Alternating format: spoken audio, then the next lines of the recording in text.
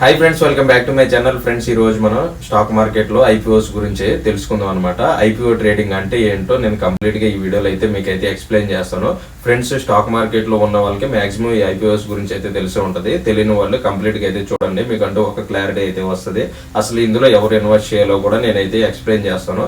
Friends, video చివరి వరకు చూడండి. నచ్చితే కనుక మన ఛానల్ అయితే సబ్స్క్రైబ్ అయితే చేసుకోండి. Friends, first of all IPO అంటే ఏంటో తెలుసుకుందాం. అసలు ఐపీఓ ఫుల్ ఫామ్ ఏంటి అంటే ఇనీషియల్ పబ్లిక్ ఆఫరింగ్ అనమాట. ఇనీషియల్ పబ్లిక్ ఆఫరింగ్ అంటే ఏంటి అంటే ఇప్పుడు మీరు ఏదో ఒక కంపెనీ స్టార్ట్ చేయాలి అనుకుంటున్నారు. సో ఆ కంపెనీ పెట్టడానికి మీ దగ్గర డబ్బులు అయితే లేవు అనమాట. సో మీరు ఏం చేస్తారు, ఒక బ్యాంకుతో టైఅప్ అయిపోయి మీరు ఈ షేర్ మార్కెట్ లో ఐపీఓస్ ని రిలీజ్ చేస్తారనమాట. సో మీరు మీ దగ్గర డబ్బులు ఉండవు, కానీ పెట్టుబడి పెట్టడానికి మీ షేర్స్ అనేవి పబ్లిక్ కి ఆఫర్ చేస్తారనమాట. నా దగ్గర నేను కంపెనీ పెట్టాలనుకుంటున్నాను, నా దగ్గర ఇన్ని షేర్లు ఉన్నాయి, మీరు నా కంపెనీలో షేర్లు కొనాలి అనుకుంటే గనక ఈ ఐపీఓస్ ని సెలెక్ట్ చేసుకోండి అని చెప్పేసి ఒక ఆఫర్ అయితే మనకి ఇస్తారనమాట. మనకు అక్కడ కంపెనీ ఏమి ఉండదు, కొత్తగా కంపెనీ పెట్టడానికి కొన్ని షేర్లు అనేవి పబ్లిక్ కి ఆఫర్ చేయడాన్ని ఇనిషియల్ పబ్లిక్ ఆఫరింగ్ అని చెప్పేసి అంటారనమాట. చాలా క్లారిటీగా అయితే ఇవ్వనంటే మనకి కంపెనీ అయితే ఏముండదో, కంపెనీ పెట్టుబడి పెట్టడానికి మనం కూడా హెల్ప్ చేసినట్టు అనమాట. సో మన షేర్లు అనేవి దాంట్లో కొని పెట్టుకుంటే ఒకవేళ ఆ కంపెనీ అనేది బాగా ప్రాఫిట్ లో ఉంటే మనం కూడా ప్రాఫిట్ లో ఉండడానికి అవసరం అయితే ఉంటది అనమాట. సో ఫ్రెండ్స్, అసలు ఇందులో ఎవరు ఇన్వెస్ట్ చేస్తారో ఇప్పుడైతే తెలుసుకుందాం.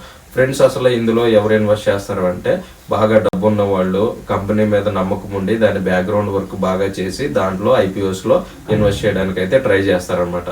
అసలు ఇది మంచిదేనా కాదంటే మాక్సిమం మనకి చాలా మంది ఎవరైతే అవాయిడ్ చేస్తూ ఉంటారు, ఇందులో ఇన్వెస్ట్ చేయడానికి అయితే ట్రై చేయరు. ఎందుకంటే మనకి కంపెనీ పైన నమ్మకం ఉండదు, ఆ కంపెనీ అనేది అసలు ప్రాఫిట్ లో వస్తుందా లాస్ వస్తుందా అని చెప్పేసి చాలా మందికి అయితే డౌట్స్ ఉంటాయి. నాకు తెలిసినంత వరకు అయితే ఈ ఐపీఓస్ లో రాకుండా ఉండటమే బెస్ట్ అనమాట. మనకి ఐపీఓలో చాలా టైప్స్ ఆఫ్ ఐపీఓస్ అయితే ఉంటాయి అనమాట. డైలీ మనకి నోటిఫికేషన్ రూపంలో మన గ్రో యాప్ లో కానీ ఏంజల్ వన్ కానీ ఇలా వస్తానే ఉంటాయి. ఐపీఓస్ ఉన్నాయి, మీరు అప్లై చేసుకోండి అని చెప్పేసి. మనకి గ్రో యాప్ లో కూడా చాలా సింపుల్ గా అయితే ఉంటది. ఏమన్నా మనకి రెడీగా ఐపీఓస్ ఉంటే గనక మనం దాంట్లో ఇన్వెస్ట్ చేసుకోవచ్చు అనమాట. ఇందులో మనకి మినిమం ఒక 5,000 6,000 అలా ఎబోనే మనకి డబ్బులు ఇన్వెస్ట్ చేయడానికి అయితే ఆప్షన్ అయితే ఉంటది.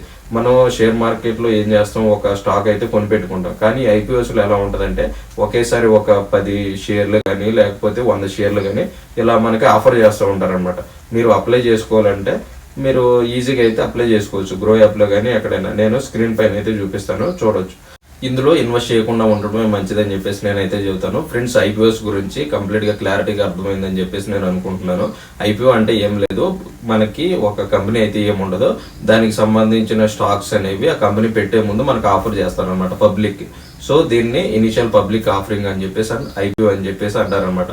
స్టాక్ మార్కెట్ లో ఇంకా చాలా మంది పెద్దగా అయితే చెబుతూ ఉంటారు. చాలా సింపుల్ గా అయితే తెలుసుకోండి.